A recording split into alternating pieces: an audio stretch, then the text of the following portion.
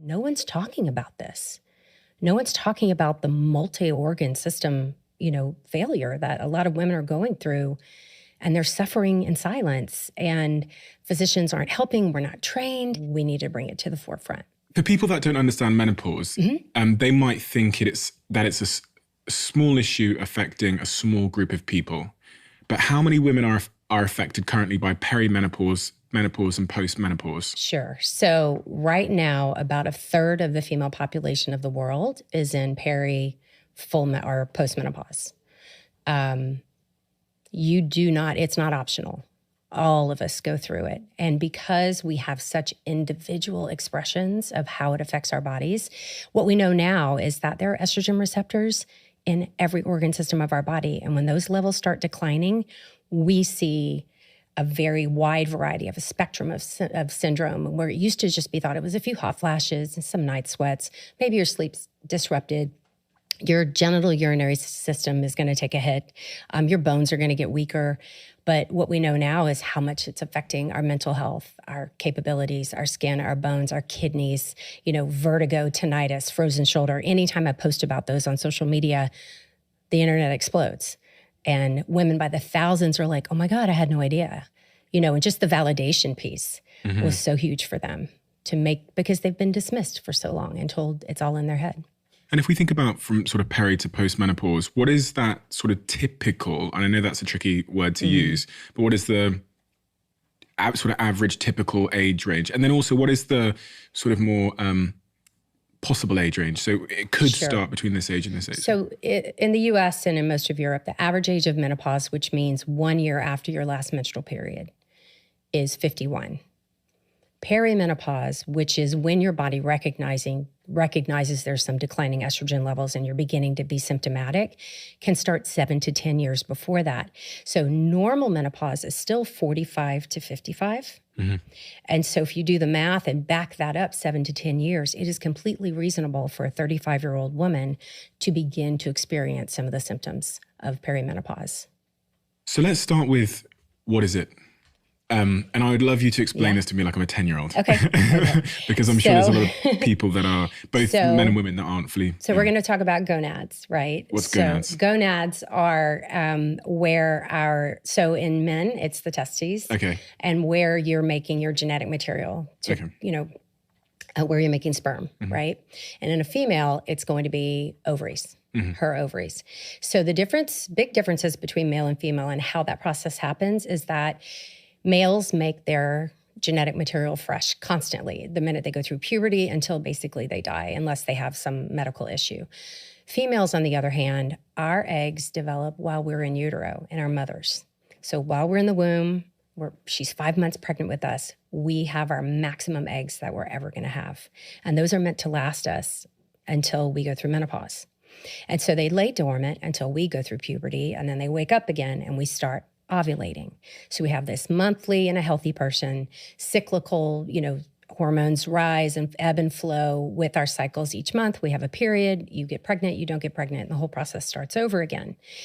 Well, because we're born with that egg supply, through time, we're decreasing the amount and the quality of those eggs. So when a woman hits the age of 30, she is down to about 10% of the egg supply that she had at birth.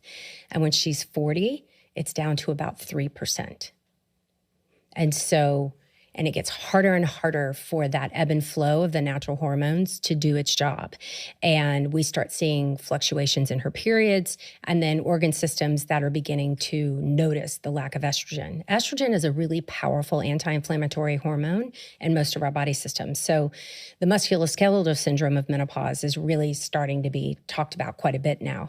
And we're looking at things like frozen shoulder, arthralgias, generalized aches and pains, and most physicians aren't aware of this. Most know about hot flashes and night sweats and sleep disruption, but now that we're really opening the conversation as to how many organ systems are affected, we are seeing people coming out of the woodwork just so happy to know that they're not crazy and they're being validated.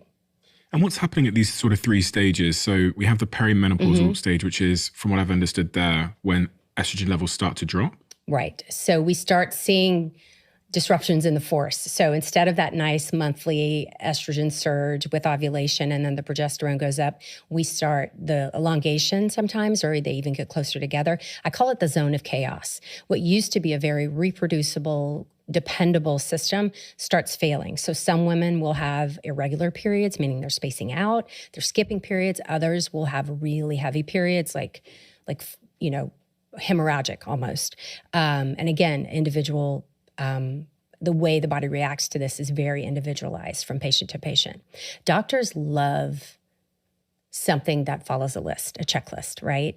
We have all of these complicated things we have to learn, and we have these checklists, but menopause, it's like pinning the tail on a moving donkey. And in perimenopause, it's very, very chaotic. Estrogen surges, then it goes away for a while. Like a woman in perimenopause can feel completely fine for a few months. Everything goes haywire. Then she's fine again, and not only is her estrogen declining, her testosterone is declining as well. So we're seeing loss of muscle mass. We're seeing changes in her sexual function. We're seeing decreased strength. There's some really good studies showing how testosterone also affects our mental health and our cognition as well. Why does this happen? From a sort of like an evolutionary or... So the anthropologists have looked at this heavily, and there's only a couple of species in the world that go through menopause. Humans are one. There's a couple of species of whales, and I think they've now discovered one of the giraffes. Species of giraffes can do it. But by and large, most mammals will die while they're still ovulating. They're not going to go through a menopause.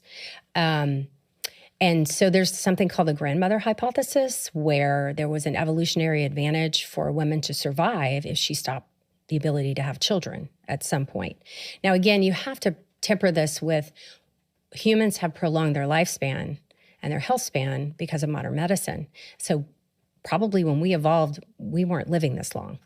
A woman my age was pretty rare. I'm 55. And so, it's hard to say. I think we have outlived how we were genetically built. And so we're living longer and being forced to deal with the consequences of that. So then the next stage is menopause. So menopause itself is really that it's just really one day in your life. It's when you can throw the hammer down and say, I'm never going to ovulate again. I'm done. And so if a woman's over the age of 45 and she hasn't had a period for a year, that's the definition. Okay. Now it gets confusing because what if she's had a hysterectomy or doesn't bleed because of a surgery or an IUD or something? Well, then we can't use her periods to help judge. And that's where we start doing blood work to see, where she is in her menopause journey. And then postmenopause is the rest of your life. The hot flashes might go away. Night sweats might go away. Brain fog might get better. But pretty much everything else is going to continue to progress in a very linear fashion until you die without estrogen replacement.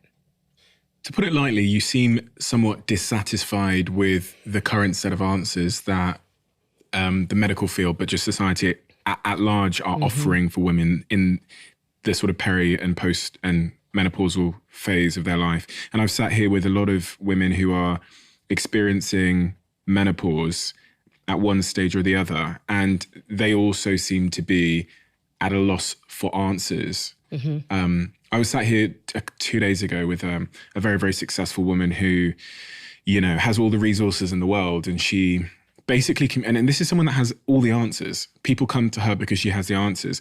And the one thing she doesn't seem to have answers on, in her own words, in her life at the moment, is menopause. She's rummaging around the internet, Googling things, finding contradictory information. And when you sat down, you had that same energy, like you feel like women have been, dare I say, let down by a system.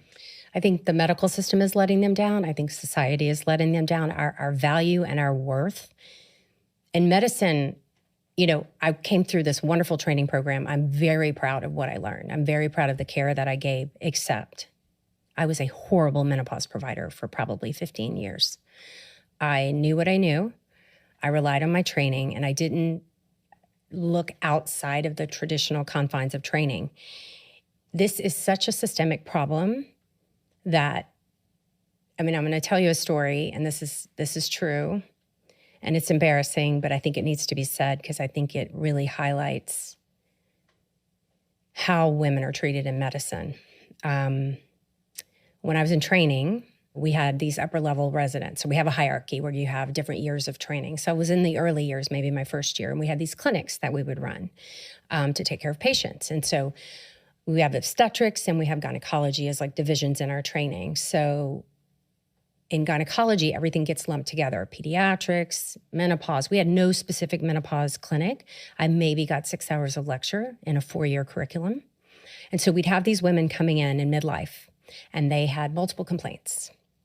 They didn't feel good. They weren't sleeping. They were gaining some weight.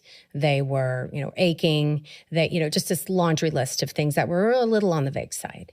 And my upper levels would say, oh gosh, good luck with that. You've got a WW on your hands.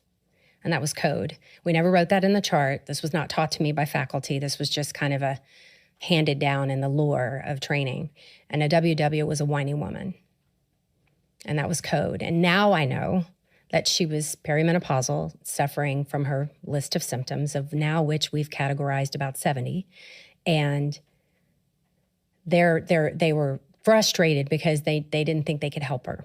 Now, remember, the Women's Health Initiative, which was a study that was supposed to do a lot of good for women, it was originally designed, and it was stopped in 2002. That was the end of my training program, was 2002. So I come from one of the last groups of physicians in the U.S. that were ever trained in hormone replacement therapy, and then the rug was pulled out from under us. So the WHI, there were mistakes, there was misinformation in the reporting, and there was misinterpretation of the results. All of that has been walked back, re-looked at. We know that for the vast majority of women, hormone replacement therapy is safe and effective and can give a woman her life back.